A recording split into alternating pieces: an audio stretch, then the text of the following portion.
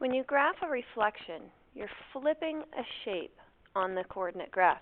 And the way you're going to flip that shape is based on the directions you're given. You're either going to be flipping over your x-axis or your y-axis. So it's really important for you to know the difference between your x and your y-axis.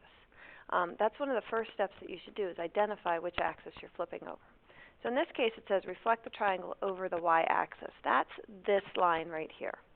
So essentially what I'm going to do is I'm going to take this shape that's over here on this side. I'm going to take this, I'm going to take this shape right here, and I'm going to flip it so that it's a mirror image on this side of my axis. Okay, so that's what I want to think about. So the way you do that is you're going to take each point in this shape over here, you're going to take all these points, and you're going to move them to the other side of the axis. And to make this an identical shape on the other side, what you need to do is think about how far away is this point from my y-axis. However far this point is away, we're going to move it that same distance on the other side. So what I would do is I would take R, and I'm going to count from R to my axis. So 1, 2, 3, 4, 5, 6. That means I want it to be 6 places on the other side. 1, 2, 3, 4, 5, 6.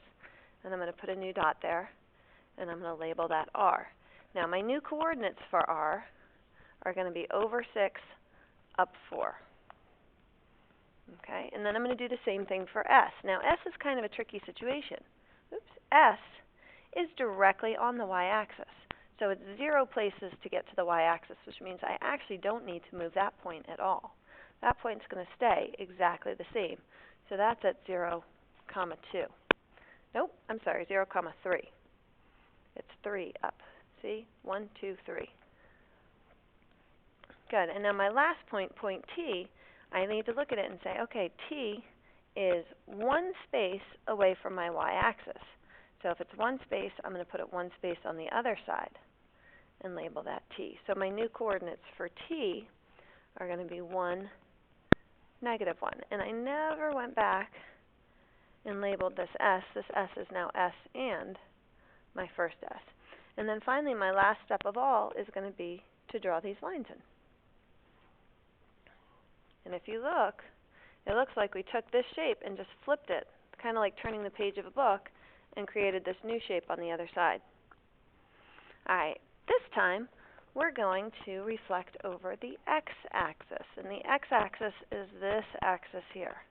I find it really helpful to draw that line in because it reminds me, all right, if this shape down here is on the bottom, I need to flip it over top of that.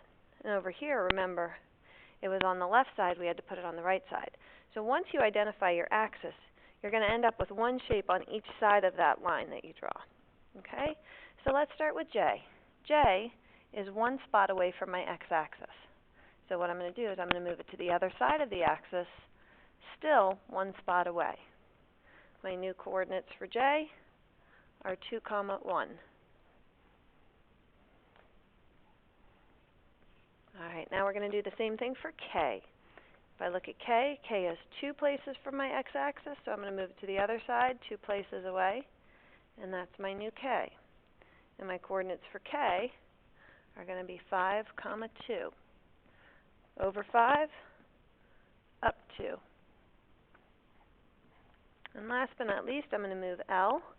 L is down here. It's 1, 2, 3, 4, 5, 6, 7 places away from my axis. So I'm going to do 1, 2, 3, 4, 5, 6, 7 places away from the axis on the other side, and I'm going to label that.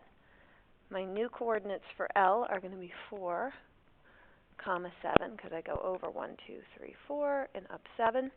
And then again, last step is just going to be to draw this shape in. And that's how we flip it over the x-axis.